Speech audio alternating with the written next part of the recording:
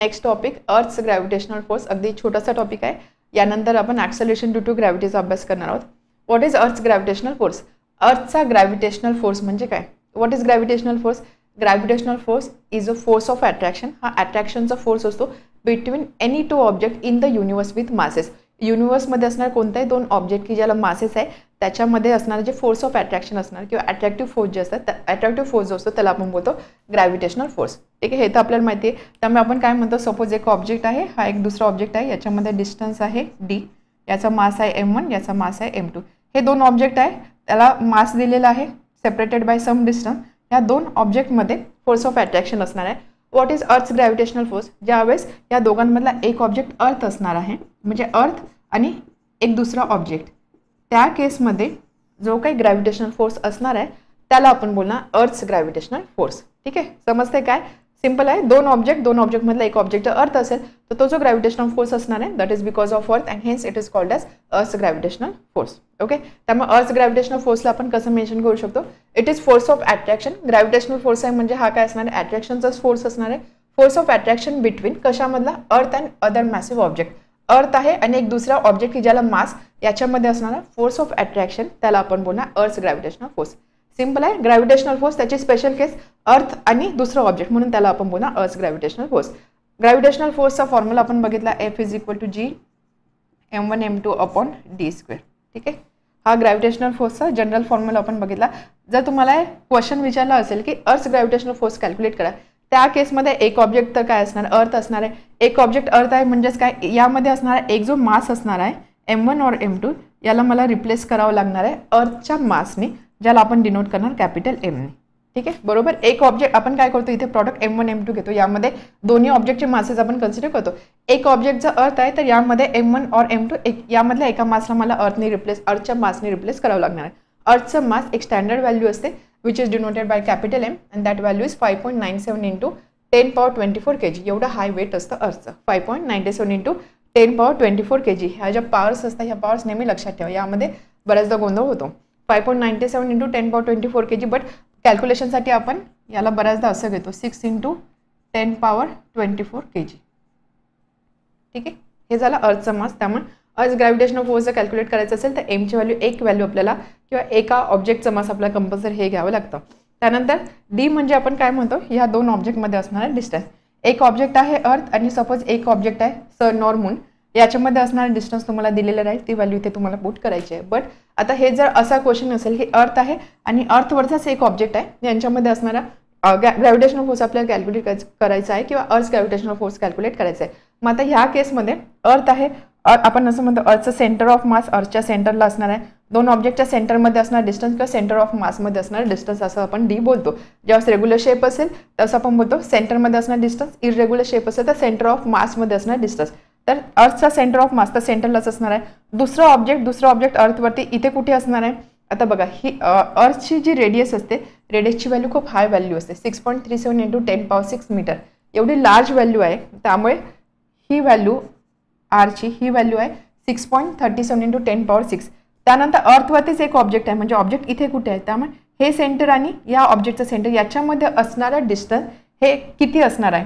Already ही radius एवढी जास्त high value आहे की सपोज हे जे डिस्टन्स आहे ह्या सेंटरमध्ये असणारा डिस्टन्स सपोज डी असेल तर ही जी आरची व्हॅल्यू आहे ही डीपेक्षा खूप जास्त आहे.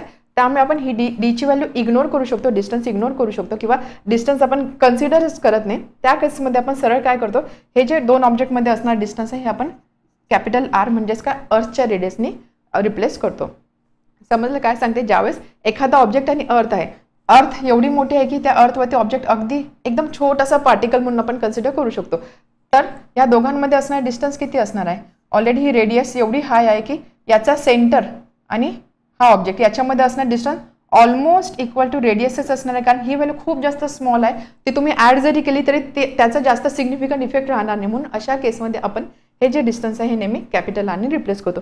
आर म्हणजे काय? Radius of earth, that is equal to 6.37 into 10 power 6 metre किंवा त्याला बोलतो आपण 6.4 into 10 power 6 मीटर. किंवा याला जर मी किलोमीटरमध्ये लिहायचं असेल तर मी असं लिहिणार 6400 into 10 power 3 meter, 1 2 3 4 5 6. Okay, so that is equal to 6400 kilometer.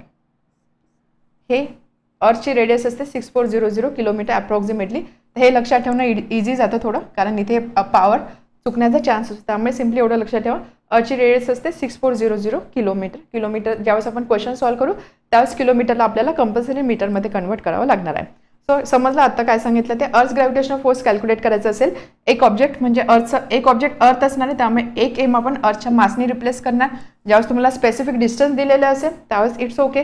जर डिस्टन्स दिलेलं नसेल, असं सांगितलं असेल की अर्थ आणि अर्थवरचं एखादं ऑब्जेक्ट, त्या केसमध्ये आपण हे जे डिस्टन्स आहे डी, हे सरळ आपण अर्थच्या रेडियसनी रिप्लेस करतो, कारण रेडियस ही खूप लार्ज व्हॅल्यू आहे, खूप हाय व्हॅल्यू आहे. अर्थची रेडियस असते 6400 kilometre, to be specific 6.37 × 10⁶ metre. ठीक आहे. आता ही जी व्हॅल्यू आहे ही व्हॅल्यू सुद्धा अप्रॉक्सिमेट व्हॅल्यू आहे. आपण बोलतो की अर्थ जे आहे अर्थ स्पेरिकल आहे, बट अर्थ परफेक्ट स्पिअर नाही आहे. अर्थची जी रेडियस आहे, अर्थ असं थोडंसं दाबला गेलेला स्पिअर आहे, म्हणजे एक्झॅक्टली ओव्हल पण नाही म्हणता येणार, बट असा काही स्पिअर असतो. त्यामुळे जर तुम्ही बघितलं रेडियस प्रत्येक ठिकाणी सारखी नाही आहे. अर्थची जी रेडियस आहे ही प्रत्येक ठिकाणी सारखी नाही, बट आपण असं अप्रॉक्सिमेटली कन्सिडर करतो की अर्थ इज कम्प्लीट स्पिअर असं आपण कन्सिडर करतो, आणि त्याहून ही रेडियसची व्हॅल्यू आलेली आहे. ठीक आहे. तर हे होतं कॅल्क्युलेशनसाठी आपल्याला व्हॅल्यूज काय घ्यायचे आहे. त्यानंतर एक सिम्पल एक्झाम्पल अर्थ ग्रॅव्हिटेशनल फोर्सचं.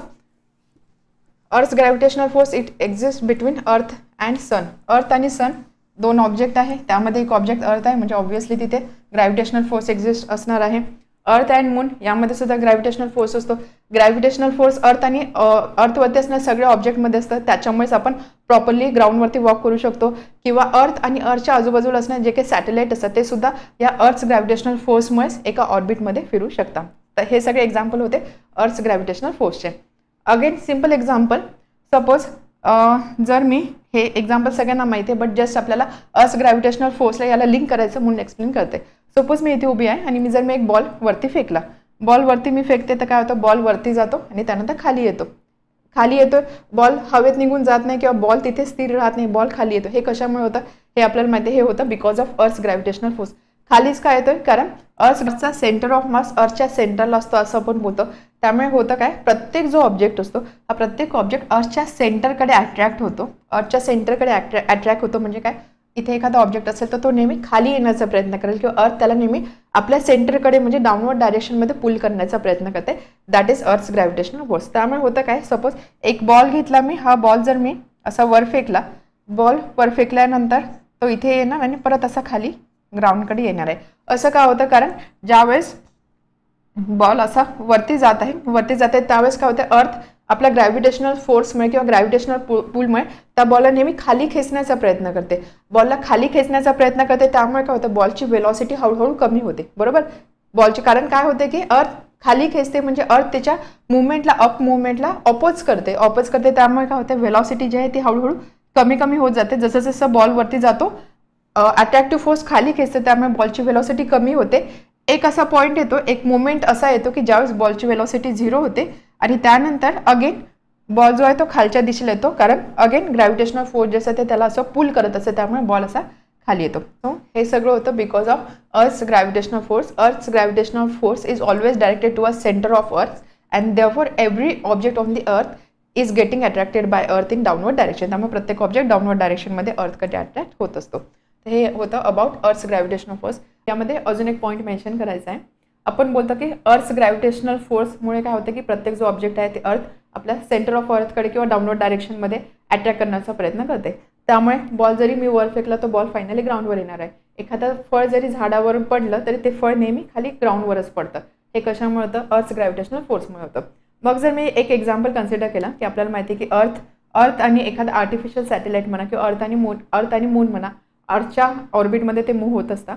मग आता इथे सुद्धा फोर्स ऑफ अट्रॅक्शन असणार आहे. मग ह्या केसमध्ये मून म्हणा किंवा आर्टिफिशियल सॅटेलाइट म्हणा अर्थकडे का अट्रॅक्ट होत नाही किंवा अर्थवर येऊन का पडत नाही, याचं काय रिझन आहे.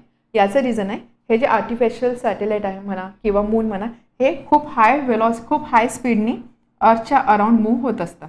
ठीक आहे, समजतं मी काय डिस्कस करते की अर्थ आहे, अर्थच्या भोवती आपण बोलतो की अर्थचा अट्रॅक्टिव्ह फोर्स आहे, त्यामुळे प्रत्येक ऑब्जेक्ट अर्थकडे अट्रॅक्ट केला जातो. मग मून असेल किंवा आर्टिफिशियल सॅटेलाइट असेल, हे अर्थकडे काय अट्रॅक्ट होत नाही किंवा ते अर्थच्या भोवतीच का रिव्हॉल्व्ह होतात, अर्थवर येऊन ते खाली पडत का नाही. त्याचं रिझन आहे हे जे ऑब्जेक्ट्स असतात मून म्हणा किंवा आर्टिफिशियल सॅटेलाइट, हे एका हाय स्पीडनी मूव्ह होत असतात.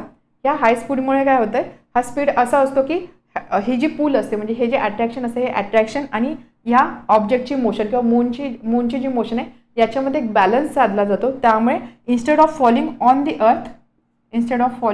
Earth it falls around the अर्थ. म्हणजे काय, अर्थवर पडण्याऐवजी ते काय करते, अर्थच्या अराउंड फॉल होत असतं. अर्थच्या अराउंड फॉल होतं म्हणजेच काय, ते असं ऑर्बिटमध्ये मूव्ह होतं. म्हणूनच आपण असं बोलू शकतो की अर्थ ग्रॅव्हिटेशनल फोर्स जरी तिथे असला तरी हा जो मून आहे किंवा जो सॅटेलाइट आहे हा अर्थवर खाली येऊन पडत नाही. ठीक आहे. याचं बेसिक रिझन काय की ते हाय स्पीडने मूव्ह होत असतात आणि या स्पीडमुळे काय होतं की हे जे पूल असते, पूल ऑफ ग्रॅव्हिटी किंवा पूल ऑफ अट्रॅक्शन जे असतं त्याला हा जो स्पीड आहे किंवा ही जी मोशन आहे ही मोशन बॅलन्स करते. त्यामुळे तो अर्थवर न पडता अर्थच्या अराउंड पडत असतो असं आपण बोलू शकतो. अर्थच्या अराउंड पडतो म्हणजेच काय, एका ऑर्बिटमध्ये तो मूव्ह होत असतो. Solve examples. आपण 2 एक्झाम्पल सॉल्व करणार आहोत. यासाठी जो क्वेश्चन आपण घेतो तो क्वेश्चन प्रिव्हियस क्वेश्चनच आहे की ज्यामध्ये 2 व्यक्ती दिलेले आहे, एक महेंद्र होता आणि एक विराट होता. त्याचे मास दिलेले, त्याच्यामध्ये असणार डिस्टन्स दिलेलं. तर त्या केसवर आधारितच क्वेश्चन आपल्याला सॉल्व करायचे. क्वेश्चन आहे calculate the gravitational force due to earth on Mahendra in earlier example. Earlier एक्झाम्पलमध्ये महेंद्राची केस दिलेली. सो आपल्याला ग्रॅव्हिटेशनल फोर्स कॅल्क्युलेट करायचा आहे due to earth on Mahendra. अर्थमुळे महेंद्रावर अप्लाय झालेलं किंवा प्रोड्यूस झालेला ग्रॅव्हिटेशनल फोर्स आपल्याला कॅल्क्युलेट करायचा आहे. त्या एक्झाम्पलमध्ये आपण काय कॅल्क्युलेट केलेलं, आपल्याला 2 पर्सन दिले, एक महेंद्र होता एक विराट होता. त्यांचा मास दिलेला, त्यांच्यामध्ये असणारा डिस्टन्स दिलेला. आपण इथे असणारा ग्रॅव्हिटेशनल फोर्स कॅल्क्युलेट केलेला. म्हणजे त्या केसमध्ये आपण 2 पर्सनला ऑब्जेक्ट कन्सिडर केलेला, त्यांच्यामध्ये असणारा ग्रॅव्हिटेशनल फोर्स कन्सिडर केलेला. आता इथे आपल्याला महेंद्र कन्सिडर करायचा आणि अर्थ कन्सिडर करायचा आहे. अर्थ आणि महेंद्र म्हणजे इथे ऑब्जेक्ट काय, एक ऑब्जेक्ट आहे महेंद्र, एक पर्सन आहे आणि दुसरा ऑब्जेक्ट आहे अर्थ. तर ह्या अर्थने महेंद्रावर अप्लाय केलेला ग्रॅव्हिटेशनल फोर्स किती आहे ते आपल्याला कॅल्क्युलेट करायचं आहे. किंवा आपण असं बोलू शकतो gravitational force due to earth on Mahendra आपल्याला कॅल्क्युलेट करायचं आहे. ठीक आहे. क्वेश्चन समजला. 2 क्वेश्चनमध्ये असणारा डिफरन्स, इथे एक ऑब्जेक्ट तर महेंद्रच आहे आणि दुसरं ऑब्जेक्ट अर्थ आपल्याला कन्सिडर करायचं आहे. तर ग्रॅव्हिटेशनल फोर्स जेव्हा केव्हा आपल्याला कॅल्क्युलेट करायचं असतं तर आपण यूज करतो Newton's universal law of gravitation. F is equal to G m1 m2 अपॉन d² और r². यामध्ये G काय असतो, G is nothing but gravitational constant which is universal. याला बोलतो युनिव्हर्सल ग्रॅव्हिटेशनल कॉन्स्टंट, ज्याची व्हॅल्यू आपल्याला लक्षात ठेवायची आहे 6.67 इंटू 10⁻11 युनिट असते असं newton metre square upon kg². With practice हा नंबर किंवा हे युनिट तुमचं ऑटोमॅटिकली लक्षात राहणार आहे. जी आहे m1 m2 म्हणजे काय असतं, ज्या दोन ऑब्जेक्टमध्ये आपल्या ग्रॅव्हिटेशनल फोर्स कन्सिडर करायचं असतं त्या 2 ऑब्जेक्टचं मासेस. इथे एक ऑब्जेक्ट आहे महेंद्र, एक ऑब्जेक्ट आहे अर्थ. त्यामुळे m2ला जर मी सपोज महेंद्र कन्सिडर केलं, महेंद्रचं मास कन्सिडर केलं तर m2ची व्हॅल्यू 75 kg आपल्याला त्या एक्झाम्पलमध्ये ऑलरेडी दिलेलं होतं, स्टेटमेंटमध्ये मेन्शन केलेलं होतं. So m2 equal to 75 kg. m1 काय असणार, m1 म्हणजे अर्थचं मास असणार आहे. अर्थचं मास आपण कॅल्क्युलेशनसाठी 6 × 10⁻24 kg एवढं कन्सिडर करतो. ही व्हॅल्यू आपल्याला लक्षात ठेवायची. m1 mass of earth 6 × 10⁻24 kg. आणि त्यानंतर डी म्हणजे काय असणार, डिस्टन्स असणार आहे. आपण काय म्हणत होतो, 2 ऑब्जेक्टमध्ये किंवा त्या केसमध्ये महेंद्र आणि सेकंड पर्सन यांच्यामध्ये असणार जे डिस्टन्स आहे ते डिस्टन्स आपण डी कन्सिडर करत होतो. आता या केसमध्ये हे डिस्टन्स काय असणार आहे, हे डिस्टन्स असणार आहे अर्थ आणि महेंद्र याच्यामध्ये. अर्थ आणि महेंद्र याच्यामध्ये असणार डिस्टन्स काय असणार किंवा हे डिस्टन्स आपण कसं कन्सिडर करणार. तर बघा, अर्थ आहे, अर्थला आपण जनरली स्पेरिकल आहे असं कन्सिडर करतो. अर्थचा मास कुठे कॉन्सन्ट्रेटेड असणार, स्पियर आहे, त्याचा मास त्याच्या सेंटरला असणार आहे. महेंद्र एक पर्सन आहे, हा पर्सन अर्थवरती कुठेतरी आहे. आता तुम्ही बघा, महेंद्र आणि अर्थ यांच्या साईजेसमध्ये किती फरक आहे. अर्थची साईज किती मोठी आहे, अर्थची रेडियस किती मोठी आहे, महेंद्रची साईज किती छोटी आहे. त्यामुळे जर तुम्ही असा एक बॉल कन्सिडर केला, एक बॉल आहे तर त्या बॉलवरचं एकदम छोटासा पार्टिकल म्हणजे महेंद्र असणार आहे. त्यामुळे जर मी ह्या दोघांमध्ये असणारे डिस्टन्स जर मी म्हटलं, डिस्टन्स म्हणजे काय, आपण काय म्हणतो की जे 2 मासेस जर मी असे कन्सिडर केले त्याच्या सेंटरमध्ये असणार डिस्टन्स. अर्थचा सेंटर आहे, इथे पर्सन असणार आहे कुठेतरी, त्याचा सेंटर आणि याच्या सेंटरमध्ये असणार डिस्टन्स किती असणार. हे डिस्टन्स म्हणजेच काय, अर्थच्या रेडियस एवढंच असणार आहे. त्यामुळे ह्या केसमध्ये आपण रेडियस म्हणून काय कन्सिडर करणार आहोत, डिस्टन्स, ह्या दोघांमध्ये असणार डिस्टन्स काय कन्सिडर करणार आहोत, अर्थची रेडियस. तर जेव्हा केव्हा असे क्वेश्चन्स असतात की एखादा ऑब्जेक्ट आणि अर्थ आपण कन्सिडर करतो, अर्थची रेडियस किंवा अर्थची साईज इतकी मोठी आहे की त्याच्या कंपॅरिझनमध्ये कोणतेही ऑब्जेक्ट खूप छोटा पार्टिकल असणार आहे. त्यामुळे त्यांच्यामध्ये असणार डिस्टन्स म्हणजे आपण अर्थची रेडियस कन्सिडर करू शकतो. म्हणजे हा जरी ऑब्जेक्ट असेल, याचा जरी सेंटर म्हणजे हे डिस्टन्स किती असणार आहे. अर्थची जी रेडियस असते ती बघा 6.4 × 10⁻6 मीटर आहे, एवढी मोठी व्हॅल्यू आहे. त्यामुळे हे जे डिस्टन्स आहे 2 ऑब्जेक्टमध्ये असणारा डिस्टन्स किंवा 2 ऑब्जेक्टच्या सेंटरमध्ये असणारा डिस्टन्स म्हणजे आपण रेडियस कन्सिडर करणार प्रत्येक केसमध्ये. ओके. सो इथे आरची व्हॅल्यू म्हणजे डीची व्हॅल्यू आहे 6.4 × 10⁻6 मीटर. बऱ्याच ठिकाणी डायरेक्ट इथे डीला आरनी रिप्लेस करतात, बट हे पण समजलं पाहिजे की का आपण डिस्टन्स डायरेक्ट आरनी का घेतो, त्यासाठीच हे एक्सप्लेनेशन.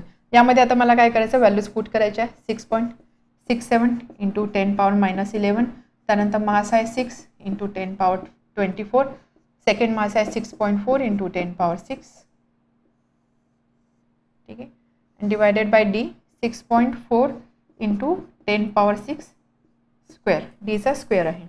Numerator 6.67 into 6 into 6.4.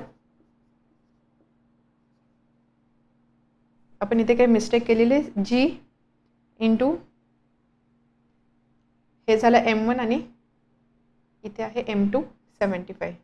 आरची व्हॅल्यू मी इथे पुट केलेली. So G, value of G, this is M1, this is M2 आणि हे आहे R. So that is equal to 6.67 into 6 into 75. याचा जर मी प्रॉडक्ट घेतला 450 इंटू 10⁻−11 10⁻24.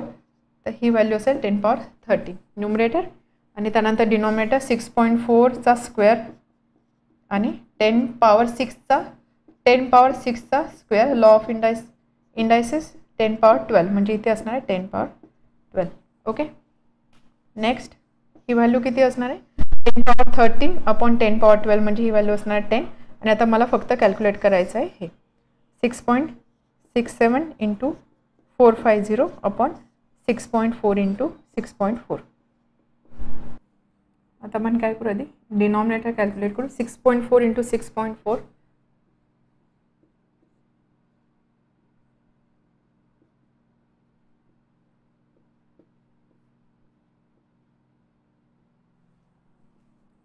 सो 40.96 आणि न्यूमरेटर 6.67 इंटू 45.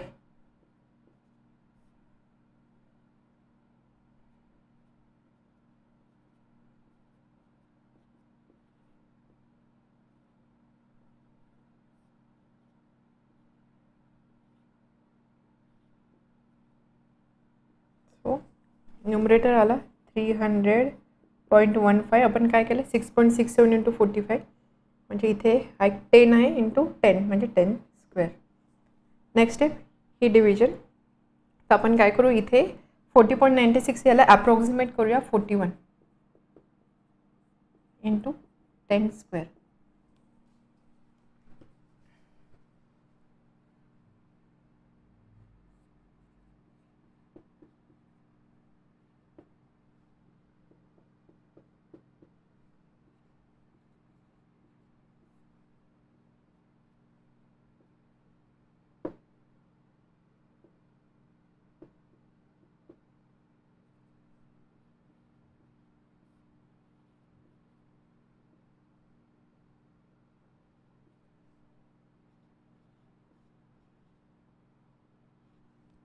.32 इंटू 10 स्क्वेअर म्हणजे 732. आपण कॅल्क्युलेट करतोय फोर्स, त्यामुळे असं युनिट असणार आहे न्यूटन. सो आपल्याला क्वेश्चन आपल्याला काय फाइंड करायचं होतं, gravitational force due to earth on Mahendra. So gravitational force due to earth on Mahendra 732 newton. आता ज्यावेळेस आपण बोलतो की एखाद्या ऑब्जेक्टवरती ग्रॅव्हिटेशनल फोर्स किंवा एखादा इथे जसं महेंद्र हा एक पर्सन आपण कन्सिडर केला, त्याच्यावरती ग्रॅव्हिटेशनल फोर्स म्हणजेच काय असणार आहे, हा ग्रॅव्हिटेशनल फोर्स असणार आहे M इंटू जी. म्हणजेच काय, त्या ऑब्जेक्टचं मास, त्या व्यक्तीचं मास, त्या व्यक्तीचं वेट. ठीक आहे, त्या व्यक्तीचं वेट. M इंटू जी म्हणजे काय असतो, वेट. सो मास आपल्याला दिलेलं होतं महेंद्रचं 75 आणि जीची स्टँडर्ड व्हॅल्यू आपण कन्सिडर करतो 9.8. आता हे सोल्युशनचा पार्ट नाही, जस्ट आपण व्हॅल्यू व्हेरीफाय करू की हे आन्सर सारखं येतं का. कारण एखाद्या ऑब्जेक्टवरती जो ग्रॅव्हिटेशनल फोर्स अप्लाय होतो त्याला आपण त्या ऑब्जेक्टचं वेट म्हणून कन्सिडर करतो. वेटचा फॉर्म्युला असतो मास इंटू जी, M इंटू जी. जीची व्हॅल्यू असेल 9.8 मीटर पर सेकंड स्क्वेअर. त्यामध्ये जर मी व्हॅल्यू पुट केली 9.8 इंटू 75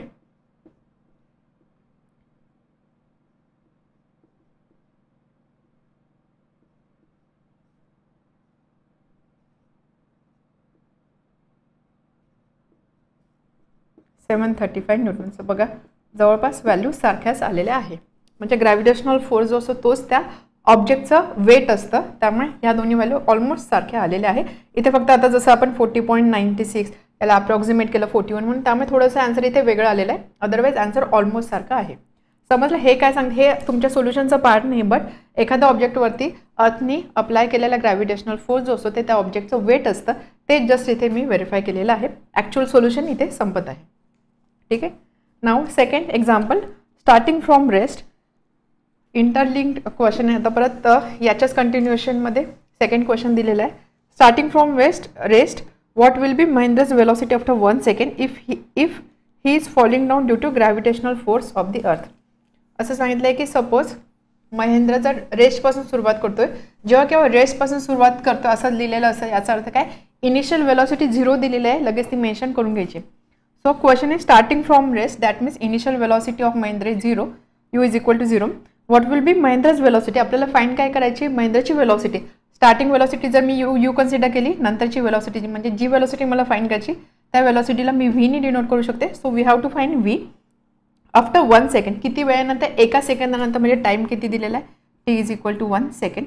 एका सेकंदानंतर महेंद्रची वेलॉसिटी किती असणार आहे, if he is starting from rest and if he is falling due to gravitational force, if he is falling down due to gravitational force of earth. Suppose जर तो खाली पडतोय under gravitation, under influence of gravitation किंवा gravitational force, त्यावेळेस त्याची final velocity किती असणार आहे, 1 सेकंड नंतरची ती आपल्याला कॅल्क्युलेट करायची आहे. ठीक आहे. So U is equal to 0. त्यानंतर व्ही आपल्याला फाइंड करायचा आहे, टाइम दिलेला आहे टी, 1 सेकंड. मास जे आहे महेंद्रचं मास आपण एम इथे कन्सिडर करूया, M is equal to 75 kg. आणि आता जी आपण फोर्सची व्हॅल्यू फाइंड केली ती व्हॅल्यू ती 732 न्यूटन. ठीक आहे. तर आपल्याला फाइंड करायचं आहे final velocity v. Final velocity v find करायची म्हणजे आपण अगेन यूज करणार न्यूटनचा law. Newton's law of motion. Newton's law of motion काय सांगतो, final velocity is equal to initial velocity plus a into t. ठीक आहे. V is equal to u plus a t. आपल्याला फाइंड करायचं आहे v, initial velocity आहे u, that is 0. त्यानंतर time दिलेला आहे 1 सेकंडचा. त्यानंतर ॲक्सेलरेशन ए काय असणार आहे, एची व्हॅल्यू आपल्याला आता माहिती पाहिजे. V is equal to a. थोडक्यात असं आपण लिहू शकतो, therefore 0 plus a into 1 v is equal to a. म्हणजे जी वेलॉसिटी आहे ही वेलॉसिटी किती असणार आहे, ए या व्हॅल्यू एवढे. ए म्हणजे काय, ए म्हणजे ॲक्सेलरेशन. ॲक्सेलरेशन आपण कसं फाइंड करणार, आपल्याला इथे एफ मिळालेला आहे, ग्रॅव्हिटेशनल फोर्स मिळालेला आहे. Since F is equal to M into A, therefore A is equal to F upon M. आणि म्हणून ही जी वेलॉसिटी आहे, वेलॉसिटीचं मॅग्निट्यूड किती असणार, V is equal to A, that is equal to F upon M, 732 upon mass किती दिलेला आहे, 75. 732 upon 75. So 732 upon 75.